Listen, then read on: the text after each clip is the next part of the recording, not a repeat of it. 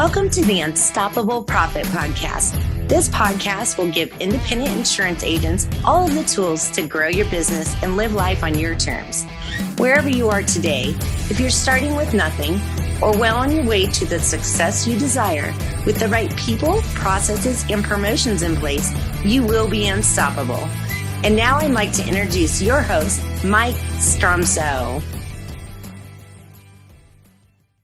Hey, welcome everybody. Welcome to the next episode of the Unstoppable Profit Podcast. I am super pumped and excited about this one because it talks about the first P. And if you've been paying attention to our podcast or anything that we teach in our coaching circles, you know the first P includes the three words that you must be doing every single day in every single way. Not only in the insurance agency business, but every business should be practicing these three words every single day. And I know you know what they are, but let me remind you, if I may, always be recruiting. Now, who are you going to be recruiting to and with and around? And where is your prospect pipeline, if you will? Well, that's why I'm pumped and excited to have on the podcast today, Mr. Andy Arter. Andy, welcome to the podcast. Thank you, Mike. It's awesome to be here with you. Hey, you're welcome. And it's been great to get to know you. We've had a couple different conversations, and the more I've learned about Andy and what his team at Team Hired is doing to help agencies across America, I thought, perfect. I'll introduce more and get to know you more on the podcast so more people can have access to the depth of business that you guys have built. And we want to learn a little bit more. But before we go there, let's learn a little bit more about Andy. Andy serves as the National Sales Director for Team Hired, and he's been in business a number of years, actually worked for Grant Cardone, who I've studied also, a very high energy guy, to say the least. He's got an awesome family. And Andy, I'll let you tell us about a little bit more about your position on Team Hired and your family and anything else you'd like to add. Great. Yeah, happy to. So I came into Team Hired August of 2020. So next month will be my 2-year anniversary. And it's gone by very quickly. I think mainly because we are so busy. I mean, I came in at a time where COVID had sort of derailed people's plans for the year. They had gone out and tried. Yeah, not at all. A little bit. Yeah, a little bit. And those major blows, I mean, they had an impact, but I think that the reaction time in business on the people side was something that sort of loomed and hit a lot slower. It wasn't as apparent as toilet paper off the shelves at the store. And what I saw when I came into this business, still very much the climate today, is agencies that had been able to hire people for a very long time without any bells or whistles. They could spend a few $100 maybe on a job board. They'd have an abundance of candidates walking through the door. And then all of a sudden it's like, what happened? I run a job ad and I get 2 applicants, or I put up a Facebook post and ask for referrals, and, nobody wants to work in the office. And so when we as a company, as an organization, look at the market right now, and we look at the major challenge, it mainly has to do with a disparity, basically, in expectation. Like the way that people expected to hire a couple of years ago is completely different now. And we joke about it here at Team Hired. We say, it was the tango for 20 years and now it's the salsa. And so you've got to switch up the tango and you got to go dance the salsa and maybe do things a little bit different, a little bit uncomfortable, a little bit out of the box. So that's something that we really harbor here is innovation. There's not a month that goes by that we're not changing something in the way that we go after candidates. And we were founded by a couple very successful Allstate agents in the captive world, Dave Williams and Tom Bianco. And I was attracted to these guys because, number one, they grew 2 $25 million agencies with Allstate from scratch, which is not an easy thing to do. I knew that if I came here, I could find success in the industry.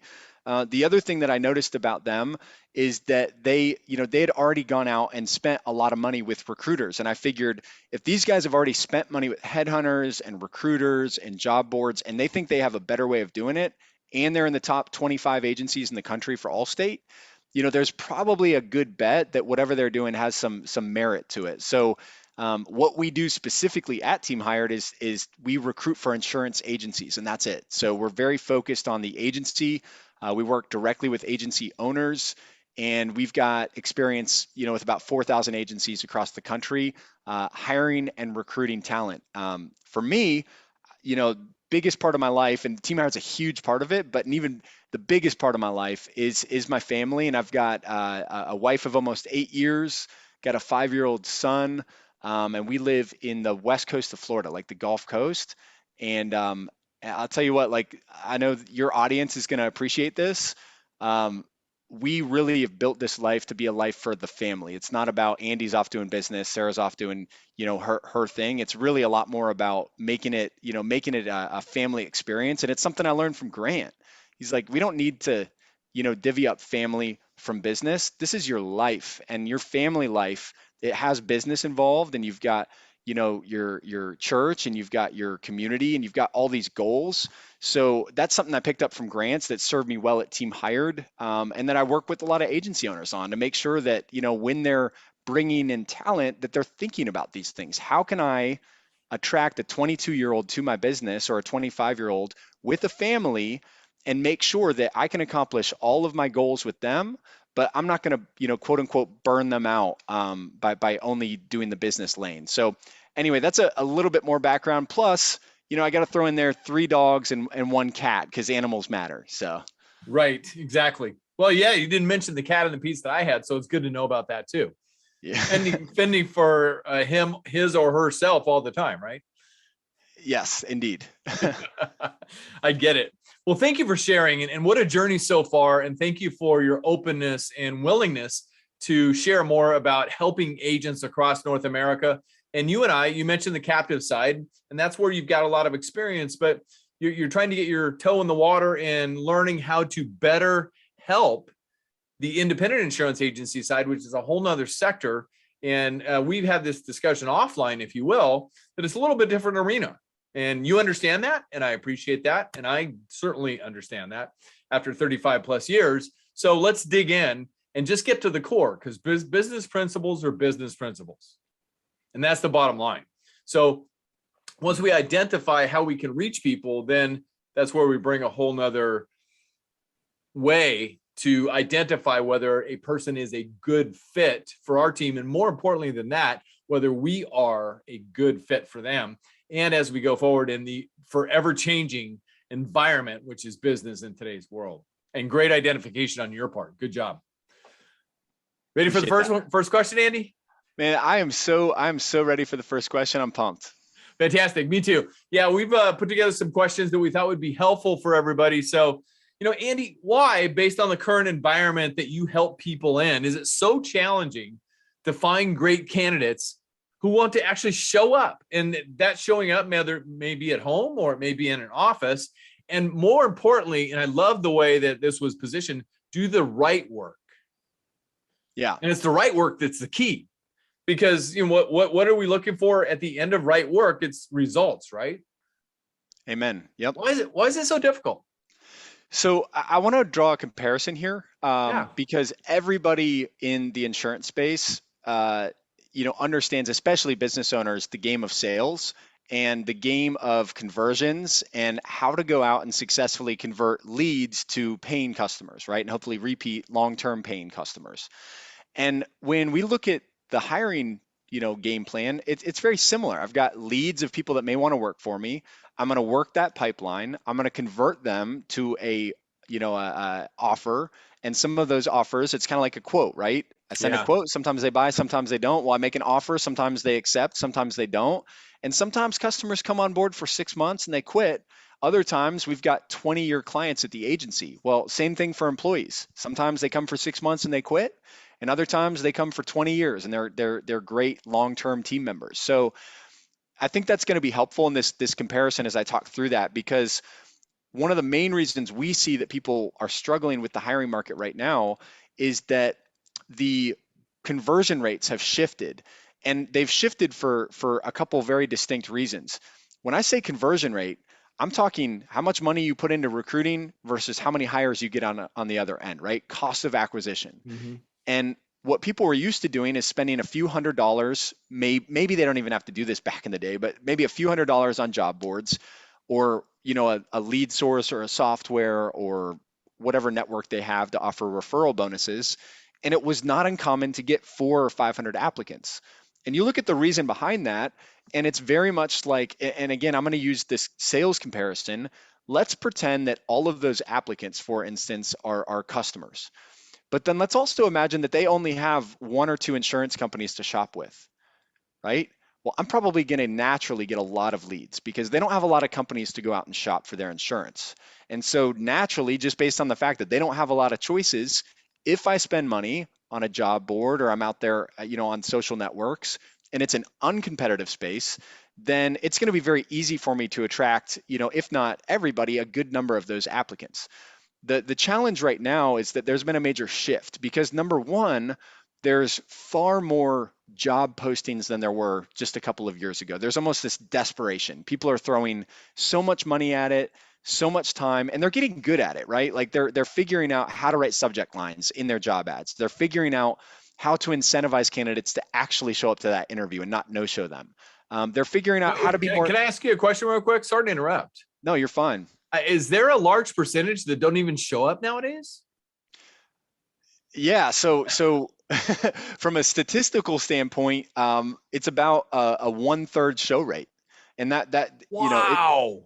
it's pretty. And then you look at retention, and retention's only about a 1/3 annual rate as well. So you cut down in thirds, and it's easy to go from 10 applicants, and I got a hold of 3 of them, and of those 3 I offered an interview to. 1 showed up, and I made that offer, and it didn't accept. And so you start to play that game, and I think you look at that, those ratios, and you say, okay, if I was doing X and it got me this result, but then I've got to do probably triple the activity or figure out a different way to crack that code open to get to that same result. And the problem is when people don't make that change and they expect the same strategy to work just the same, and about 1 in 60 applicants was looking for remote work in 2019. Now, and this was as of February 2022, a little outdated, is a little 60 Minutes episode, real good one. Yeah. I was sitting there watching it, I was like, why am I watching 60 Minutes right now? All of a sudden, we're talking hiring. 1 in 7 employees wants to work remote right now.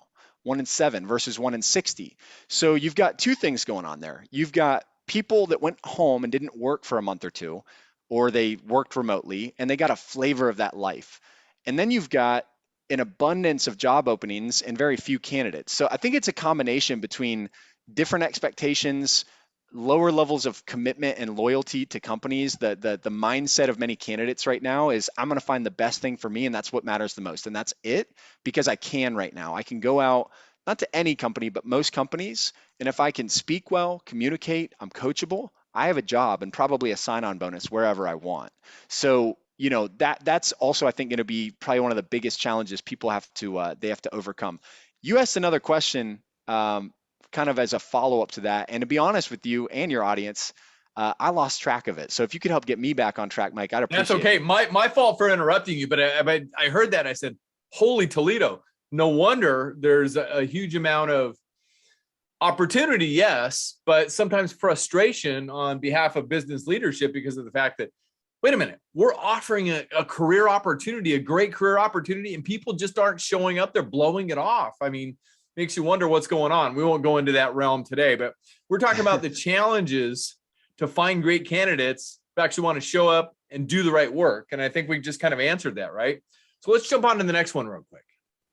So Team Hired has helped thousands of agencies find excellent candidates and get them together to see if it's a great fit. How are agencies adapting in today's environment to actually compete in such a competitive hiring market? Yeah, so a couple ways I see agencies adapting, and I'm going to separate this out, independent from captive, because it's Sure. it's 2 different games, right? Like and it's important to know that, because the consumer public doesn't, they think insurance. They don't understand what the difference is between captive, independent, direct, etc. Right? Yeah, and you educated me on our last conversation, because I told you that whenever we've worked with independent agencies, as we start to grow in your space, that the expectations are totally different from a captive agent, who they're looking for, totally different. And I didn't know why. And you explained to me sort of the environment of, we want career-minded, long-term team members. We want a family atmosphere. We want people that we can invest in and make part of this business and part of the brand long-term. Whereas, for a lot, and I definitely don't want to say all, because I know many that do a great job at this, but for a lot of captive agencies, they're being taught and being directed in a certain style of business, which a lot of times is run like a machine. And I'm not saying anything against it. They help a lot of people with their insurance. They help pay out their employees a lot of payroll. It's all good, but it's a different mindset, I think, than somebody who founded their own insurance agency with their own logo on it, their own vision, their own systems. They can take on any carrier they want, or they can deny any carrier they want. You're independent for a reason. And so independent agencies typically have, very independently minded people. And so I think just because of that, one of the main things that we see inside of the agency, especially captive agencies, is when we set expectations, or we're setting in our mind who's that perfect candidate. One of the ways in which we can sort of innovate or dance a little bit of a different dance, which I think is what you're asking, is to think about it from this perspective. Either A, if I'm looking for a certain quality of person and I can't find them, and hear me out on this, because it's going to be, and a lot of people might say, oh man, that's really backwards, but there is an opportunity, I think, to come in and create a trainee program, and don't treat it as I'm hiring somebody as a number. In fact, if you spoke to the founder of Team Hired, he'd say, I don't have employees, I have team members, and it's an attitude towards my group and my team, right? And so when you look at that, it's like you could have a training program, and if you can't find that rock star, you can go hire 3 entry-level people who are not expecting to make the rock star money. In fact, they were just working at Enterprise Rent-A-Car. They were making $22,000 a year plus tips, and they would love an opportunity to come in and make, $15 an hour with you, and have an opportunity to train on the phones and have a clean office to come into. They don't have to work Saturdays necessarily. And so that would be one approach, right? Let me hire 3 people, and maybe they call my age leads, and that's how I break them in. I have them do some shadowing, be very intentional. Let me set up a schedule and say, this is your 90-day trial period. If you don't like it, that's fine. I'll help write a recommendation letter to your next business. If we don't find a fit with you, we'll let you know about it as soon as possible, so we don't have to waste your time.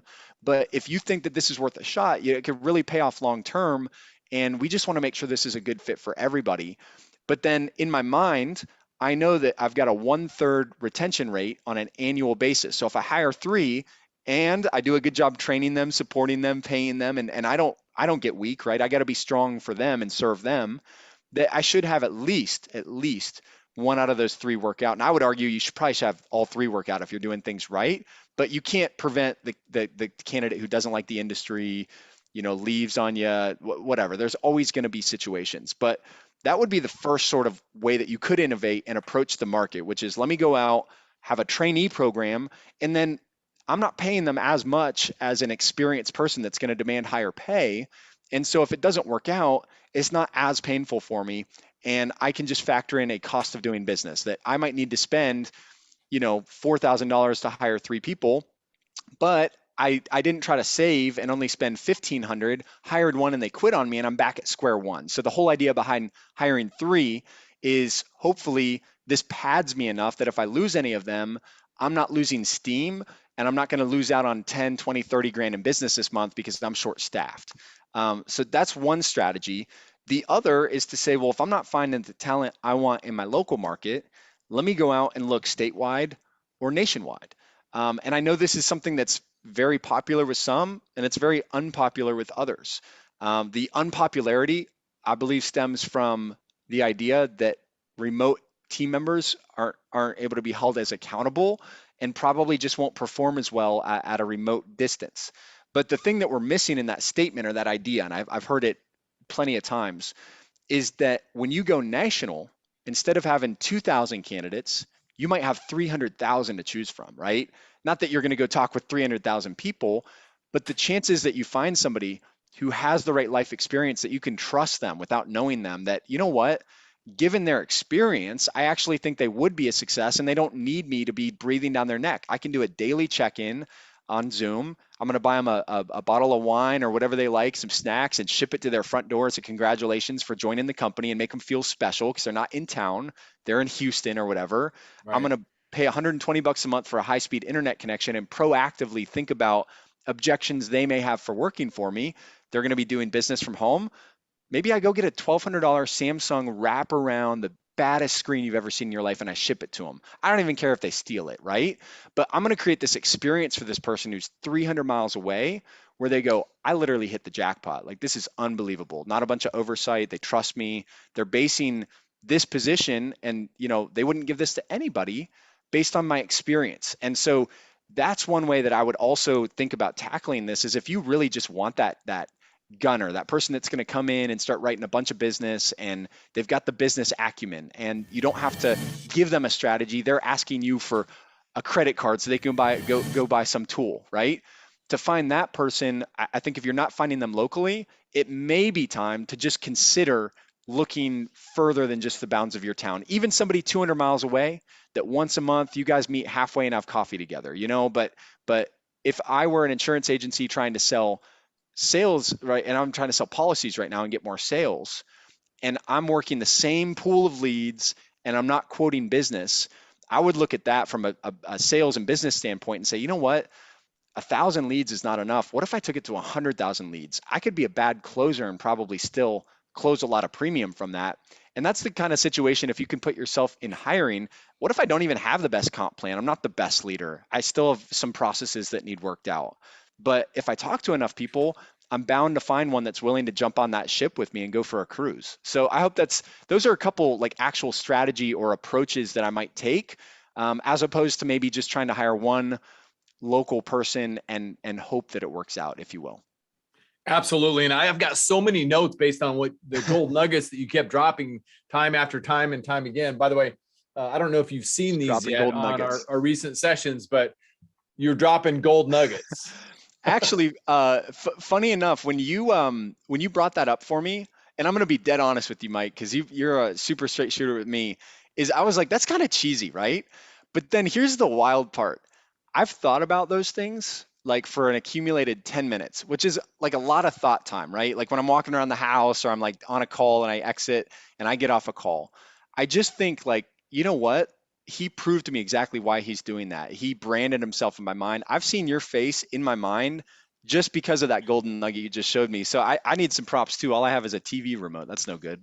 Well, let me give you another one today only. And if you're listening to this podcast, you can also watch it on YouTube. Just go to Unstoppable Profit Producer on YouTube. Go search that on YouTube and go to our page and click on videos, and you'll see all of the podcasts there visually, because what I'm going to show Andy next is going to distract him for at least 20 minutes now, not just 10. Andy, everything that people are looking for is out there in their own acre of diamonds, including their next great team members. Imagine. The acre of diamonds is right out there beneath their feet, everything they ever want, including all the candidates they ever want. And you're here to help them. Great job, Andy. I love that. Virtual high five. Virtual high five, buddy. So, I'm just going to do piggyback on a couple of things that you just, based on the gold nuggets you just dropped. Awesome. It's rampant in my view of businesses out there. And this is no disrespect to any human being. Don't get me wrong. But we can never continue to get better enough at leadership and training. People are silently waiting to be led, and they're, the late great Zig Ziglar said, motivation is like bathing, it's recommended daily. Well, training is like bathing, it's recommended daily. Recruiting is like bathing, it's recommended daily. Apprenticeship programs, trainee programs like you were talking about, absolutely spot on, great identification. There is a program out there, a software program that people can use if they're looking to build a remote team to make sure that everybody is doing what they need to be doing every single day. Okay. Mm-hmm. And that's Active Track. So go check that out. We've got members that use that, right? However, I learned yesterday in my own personal development training, don't mistake activity for productivity. Very key point. Oh, can I throw in a quick story on that? Yeah, go ahead, man. When I was working at a previous career position where people made a lot of phone calls, right? There was this one young gentleman who used to sell knives for a living. And he came in, and man, his activity was the best they had ever seen. I'm talking $300 a day consistently. He didn't make it, so he didn't produce enough. He left. I was given a lot of those leads to call, and I ended up calling a lot of angry people. And I realized that the activity thing was not combined with the right approach. And Grant, Aha. some first lesson I learned at Grant's, I remember they took us in a conference room, and they're like, it's three A's: uh, activity, approach, and attitude. And you got to have all three of those in check. And whenever we are having a bad day, bad month, anything, whether it's hiring, recruiting, leads, your business, is like we would go back and audit, like, how's my attitude right now? Because if that's off, then nothing else really matters. How's my activity level? If I have the perfect strategy and the perfect chess game, but I never show up to the board, it never really mattered anyway. And then also, what is that activity level? Like, am I actually putting myself in a situation to reap the benefits of the marketplace, or am I just going to scratch the surface? So to me, it was a very clear example of that somebody probably he had the right attitude. He had the biggest smile I've probably ever seen in my life. Seriously, and like wavy hair and nice suits. And his activity was just unbelievable. He worked so hard, but he didn't sell a dime, not a dime. And that just came from having the wrong approach. It was the wrong strategy. So I love that you brought that up. And I haven't heard a lot of people talk about that, but I think like it's very important to recognize the fact that if it's not producing results, but it's the right activity level, like maybe I need to shift my focus over to the approach now, right? Like the activity's there, I have the effort, now it's about strategy. You're absolutely spot on. Results. You can't deposit activity in your bank account. You can only deposit results. Yeah. Great identification. And lastly, knowing who your ideal team member prospect is. What does the ideal team member prospect look like? What does their profile look like? And being clear on that, right? And everything else. And I asked somebody this in one of our platinum coaching sessions just this morning. And it's the same answer that I get. And we're on visual as well. I say, so-and-so, who's your number one client? And they're thinking about it. They're going through their head, all of their clients. They deal with thousands of people potentially. Well, it could be a lot of different people. I said, no, your number one client is your team members. And I love that your leadership thinks the same way. They're team members. They're not employees. Together, everybody achieves more. Team, baby. I love that, by the way. Hey, so let's jump into another question, right? Yeah. So what have you learned, and share with us your best thought processes on best practices for team member retention?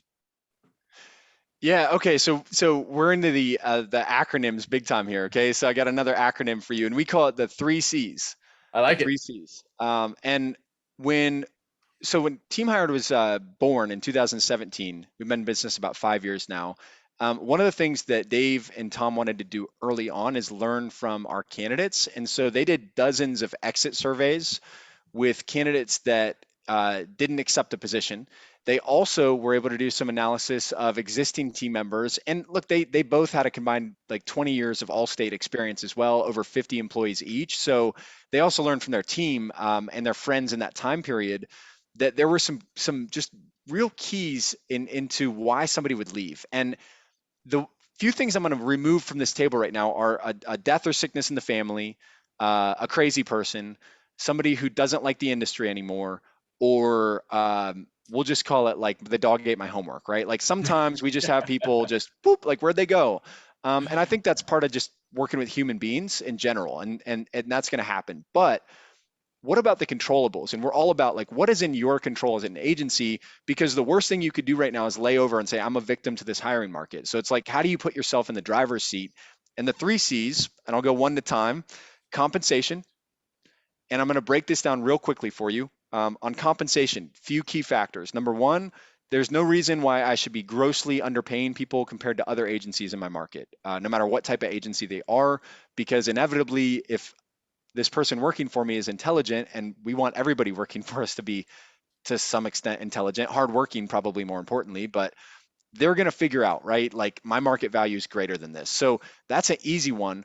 What people don't talk about as much on compensation is the actual formatting and the way that you help somebody play that game every day. And you think about like a compensation plan, it is sort of a game, right? If you've got commissions tied to it, especially, even if you have service people, I'd recommend have commissions. That's a whole nother topic. But when you have incentives built into this thing, but you present it in a way that's confusing, as a sales guy myself, right? If it's hard to understand how to make money, my impression is it's going to be hard to make money there. If it's easy to understand how to make money, like, hey, you mix this lemonade in this pitcher and you go out on the doorstep and you put a 50-cent sign, and when cars drive by you wave them down, and every once in a while you'll sell them a pitcher, you pour it in the glass and there it is, right?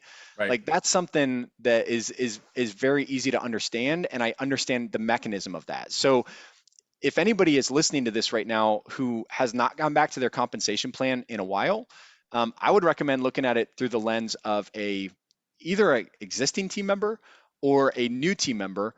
And did they understand the hours of operation? Seriously, I'll break down real simple. Hours of operation. Is there a base pay? If so, how much is it and how often is it paid? Are there commissions? And is there an easy place to see that, like a table that says, hey, if you sell 20 grand a month in business, I'll pay you 6%. If you sell 30 grand, I'll pay you 7%. But more importantly, have I laid out and done the math for them with examples? So if you sell on average 20 grand a month, your average commission will be X number of dollars. But then we would take it a step further and say, if you sold an average of 20 grand a month in premium, and this is generally speaking, I get it, different product lines, different carriers, things like that. But on average, if you're hitting this tier all year long, we've already done the math for you. Base pay plus commission, you'll make about $42,800 a year, about. If you want to get to 50,000, here's how you do it. If you want to get to 60,000, here's how you do it. So you set the expectation with a new team member that in this position, you can make 40, 50, 60, 70, 80. Where you fall on that scale is going to depend on your production, and here's how you get there. And so simple, one page, just hit those bullet points. And I'm more than happy, Mike, to share that out with you with a team hired template. If you want to share it with any of your audience and they contact you, give it to them. Here's my video and audible permission. Give it to them because it's not a difficult thing to do to correct, and it only takes you a couple days of deliberation and tweaking numbers. But compensation is a deep topic, so I'm going to move on to the next, and we could always, if anybody wants to go deeper on that at a later date, I'm happy to. But the second is culture, and I'm not going to spend a lot of time on this, but when we talk about culture, I think of it like people will spend more time during their waking hours with you than they will their own family. So I better make sure it's quality time. Go ahead. I saw best waking hours. I mean, think about it. 5 days, let's just say randomly 5 days a week, 8:30 to 5, right? 5 days a week. It's people's best waking hours of their existence. Wow. So we need to make it a good one, right? Wow. Back to you, Absolutely. man. No, thank you for that. I pick a golden nugget. That's it. Actually, that could be a diamond. I've got more. Well, that was a gold nugget and a diamond combined. So. It was a combo. It was a bundle. There you go. Oh, aha. Back to you. Bundling gems. Exactly. So that's something where I think any one of us could walk into our business today and look at it through a different perspective as well. And it's funny the way Dave kind of broke it down to me early on in the business was like, look, I'd walk into my Allstate and I'd look for dirty desks. Like if I saw dirty desks, or I'd do a gauge on the room and look at how many out of my team members here are stressed right now visibly. And if there was visible stress, if there was messes, like visible things, then I would correct it immediately and swiftly and in a positive light. Like not like anybody's in trouble. It's like my fault, right? Like let me go fix this because that's me that literally is your retention sitting in front of you visually that you can correct today. And so if you've got a disgruntled employee that's been with you for 4 years and they're telling all the new kids that, this is owner's so unfair and the leads are getting really dry and it's not like it used to be, like that person is probably costing you, tens of thousands of dollars, but more importantly, they're costing the morale of that team and their experience every day. And so, that some of these things are tough in your culture to correct, right? Some of it comes down to dealing with tough people. But that's you protecting the rest of your team. And, at Grant's office, I think I could share this. It was sort of a shared sentiment that when we lost somebody who was toxic to the mission, that was working against, they saw it as like, hey, if you're not on board with this thing, like there's no reason for you to be here. Go find something that you love, but we don't need it. And I would almost always see a lift in production from everyone around. It's like the morale was lifted. And Right. so that's another, another piece of that, maybe the darker side of protecting a culture or correcting that person and helping them. And the other thing I'd say on culture, and I'll move on to the last point here, is like, I've never once with Dave and Tom felt like when my performance wavered or things weren't going perfect in the business, like they were judging me or coming down on my head, or that like cultural issues or whatever it is that's going on, that they take full responsibility for it. And I really feel like, if they're watching this, like I feel this way about these guys, it's like they really serve the team. And I think with them being like servers of the team, right, we want to serve them. And it's this counterbalance relationship where they protect that culture, and in return we protect the business, and I Right. think that's like the thing Yeah. we need to realize. They go hand in hand. And the Mhm. third point is career path. So I don't think this is going to be as hard for your audience to maybe grasp. And it's just that, looking for somebody that would be with me for the next 5 or 10 or 20 years is what we want. And so we need to understand that people oftentimes get, I don't know, antsy. They want change in their life. People like to refresh things. If I just sit in this chair every day and do the same thing for the next 20 years, and I don't have no change in responsibility, no change in pay, no forward-looking mission in my life, nothing I can build on, and even more importantly, if the owner that I'm working for hasn't taken the time to understand what's important to me and what I would like to see for my future, then they may know nothing else than to keep me in this seat for the next 20 years, right? And so when we talk career path, it starts in the interviews. It starts at the time that you sit down with somebody and you see that you'd like to hire them, to say, and really not just, this is not a 2-minute conversation. This is a 30-minute conversation that should probably happen at a coffee shop, right? And it's like, tell me more about what you're looking to accomplish. What's gotten in your way in the past from doing that?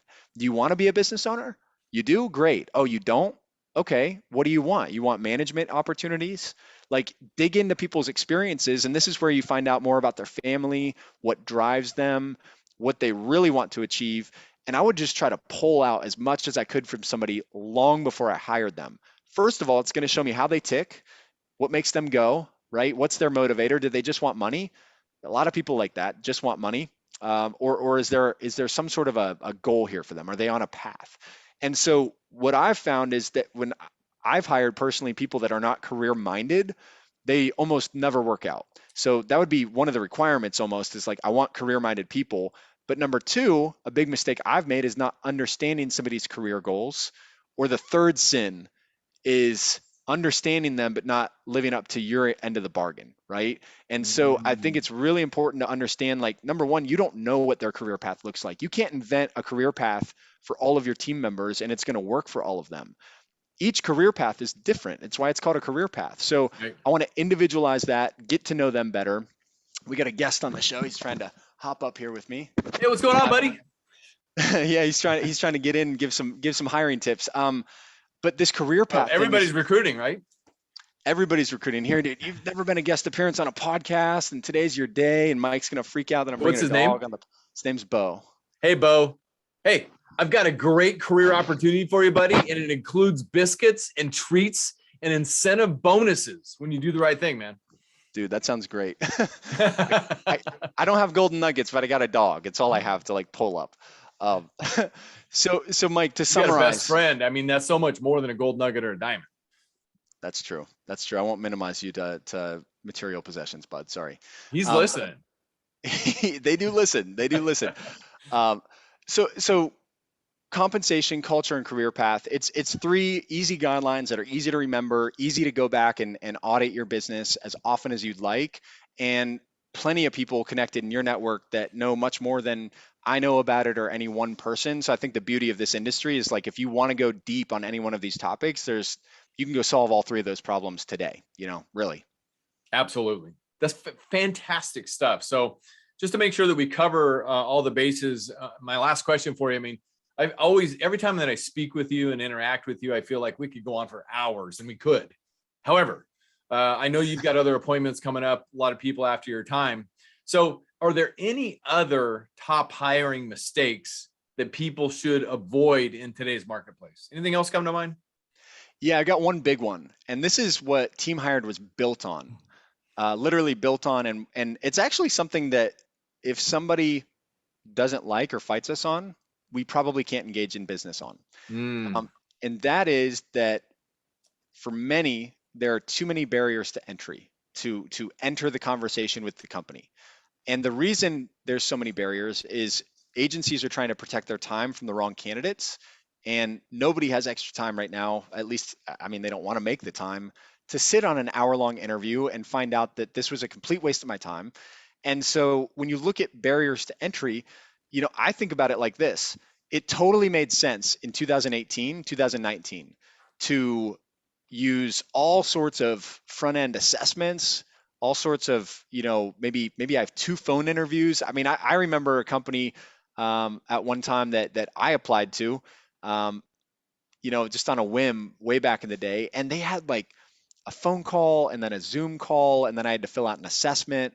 But I was competing against like 300 other candidates for one role. And so I did it, right? I invested my time. But now, what if I have 300 job postings and one candidate? Which of those 300 job postings are going to get that candidate? I guarantee it's not the one that has an hour-long process to even talk to them. It's the one that says, we're hiring, got a great culture, great pay, lots of opportunity. If you're interested, come on down to the show. We'd love to talk with you. So I would almost look at it more as like an American Idol audition type of a mindset that I'm going to open my doors essentially, right? I'm going to open up maybe outside my comfort zone and say, okay, I'm going to remove some of those things on stage 1 and I'll reinsert them at stage 2 or 3. So Yeah. Go ahead. I'm not going to Please go remove, ahead. Continue. like, I'm not going to remove the assessment. I'm not going to remove the vetting or the reference checks or the background check or any of that. If I want to figure out this person's blood type, by all means, right? Probably not, but jokingly, like, if you want to do that vetting, let's do it. But think about it from the candidate's perspective. Um, when you look at their experience, they're probably talking to, the data tells us, 5 to 10 other companies right now, or at least looking at them. Wow. And your initial steps with them are going to be everything about what would it be like to work for them? What's my impression of them as a company? And look, if you're Google hiring a $300,000 a year software developer role and you want to put somebody through 20 months of interviews, there's probably some people that'll hang with you. But when you're hiring a sales role in the insurance industry, which is mainly commission based, and there's plenty of other companies in other industries as well. We're not just competing against insurance now. We're competing against automotive, cell phones, rental cars, you name it. Chipotle, I mean, Yeah. CVS. I heard a Burger King in Bellevue, Washington's paying $23 an hour plus benefits day one. If you're an agency in Bellevue, Washington right now, and you're paying $15 an hour on a commission-based sales position, right? And you start to look at, like, I want somebody to take an ideal traits assessment, and I also want them to do a can they sell and a disc assessment and an omnia and come in and do all this stuff. The result of that is candidates saying, I'm at the bar, there's 30 beautiful women or men, whatever side of that coin you're on, right? And this person walked up to me out of that 300 and said, get in my Ferrari, we're going to Bible study. And I'm like, Yeah. I'm in, right? But then you've got all these others that are like, hey, what's your credit score? How many kids do you want? Do you have dogs? And imagine a first date where I'm grilling somebody on their value system, who they are, where they've been, but there's very little in return to tell them who I am. I would just think of that as like a creeper at a bar that I don't want to talk to, right? So, in a kind of a joking manner, though, you think about a candidate experience right now, the world at their fingertips. The days of CVS paying $3,000 sign-on bonuses for cashiers, right? You look at that, and you think to yourself, well, what if I just balanced it a little different? What if instead of 90%, I'm going to figure out the candidate, and maybe if they're lucky, they get to ask a few questions about me, and I make it more of like a 60-40, or maybe maybe a 50-50. Like, and Mike, I'll break it down to you this way. When you lower these barriers to entry, it doesn't mean you get weak on your expectations. It doesn't mean you lower your quality standards.